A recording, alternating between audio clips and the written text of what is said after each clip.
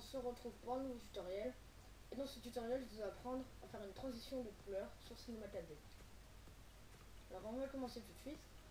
D'abord on va créer deux sols. Donc pour ceci on va rester appuyé sur la petite lumière ici et faire sol. Faites CTRL-C, CTRL-V sur ce sol.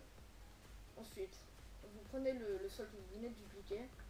Vous allez cliquer sur l'outil de rotation et vous le faites rotationner à 90 degrés. Ensuite vous le reculez. Maintenant on va créer un texte par exemple.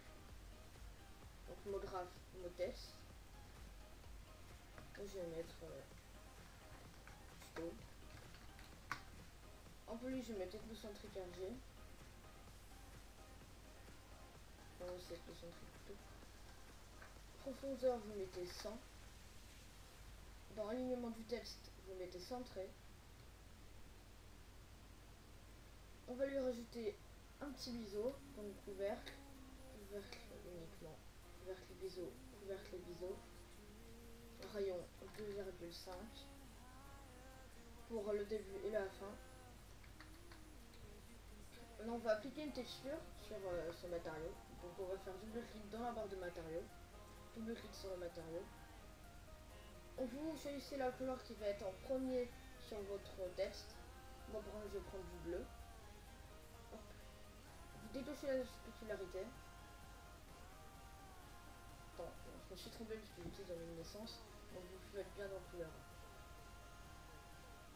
Vous cochez réflexion et dans intensité vous mettez 10%. Voilà. Vous faites glisser cette texture sur le texte.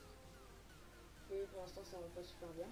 Le texte dans couvert, dans l'étape on va mettre 3 pour le début et la fin. Ça va faire un effet un petit peu plus arrondi sur le bord de lettres. Ensuite, on va le monter un petit peu. On va aller dans le paramètre de rendu. Et dans effet, illumination globale, on coche. Enfin, on sélectionne illumination globale. Et dans fichier tâche d'irradiance, vous décochez enregistrement automatique. Voilà. Ensuite, on va appliquer une texture sur notre sol. Donc, on va double-cliquer dans la barre de matériaux, double-clic sur le matériau. Alors là, vous pouvez charger une texture. Vous cherchez une texture au pif. Donc, il faut cliquer sur les 3 petits points. What the fuck, c'est quoi ça? D'accord. Voilà. Moi, je vais aller dans mon distributeur spécial pour le graphisme.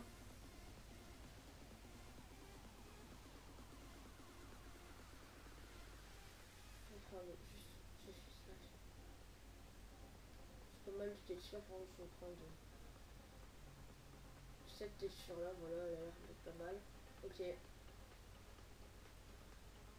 Et on coche spécularité. Hop.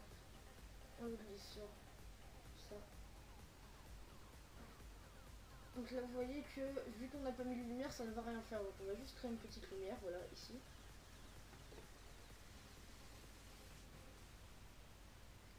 Normalement là on verra, donc c'est le rendu. Je fais un petit rendu. Voilà. Ça me fait pas mal, sauf que le sol, vu que moi j'ai mis une texture, ça fait assez bizarre, donc je vais juste régler ça. Bon, décalage.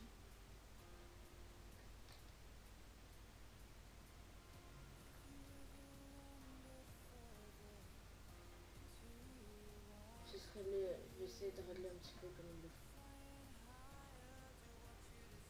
Ouais, bon, je vais pas mettre de texture parce que ça va être trop galère, surtout que je vois pas vraiment vu que c'est une texture assez sombre. Donc moi je vais mettre du noir. Voilà. On coche spécularité et on glisse sur les deux sols. Ensuite, alors après ça dépend si vous voulez ajouter un effet entre guillemets de néon sur votre texte. Alors moi par exemple je vais le faire.